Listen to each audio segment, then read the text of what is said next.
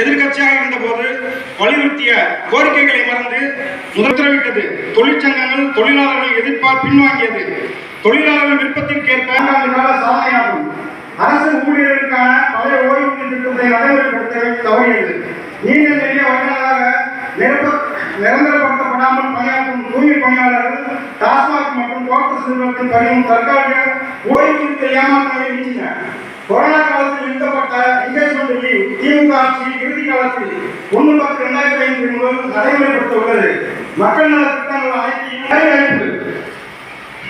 ஏமாற்றம் 3,17,084. நீங்க வேலை பெற்றவர்கள் பாத்தீங்கன்னா 98. ஆனா 2024ல 3,17,084 பயனாளிகள் எண்ணிக்கை தொகை. 2021-22 எண்ணிக்கை வந்து 5,203. 10,99,00,000 வரை வேலைவாய்ப்பு அலுவலகத்தில் தமிழகம் முழுவதும் பதிவு செய்தவர்கள் எண்ணிக்கை. என்னுடைய தொழிலாளர் விரோத மக்கள் விரோத போக்கை கண்டித்து ஜூலை 9 அகில இந்திய அளவில் நடைபெறும் வேலை நிறுத்தத்தில் கோஆப்டெக்ஸ் தொழிற்சங்கமும் வேலை நிறுத்தத்தில் பங்கேற்பது என முன்னரை பாதிக்க செய்யும் 4 சட்ட தொகுப்புகளை மத்திய அரசு திரும்ப பெற வேண்டும். 44 சட்டங்கள் 4 சட்டமா சுருக்குறாங்க.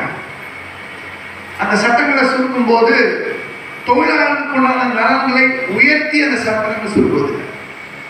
அப்படின்னா இருக்கிற தொழிலாளர் சட்டங்கள் எதுவுமே சட்டங்கள்லாம் சுருக்கிறதன் மூலமா எல்லா நிறுவனங்களும் மோசம்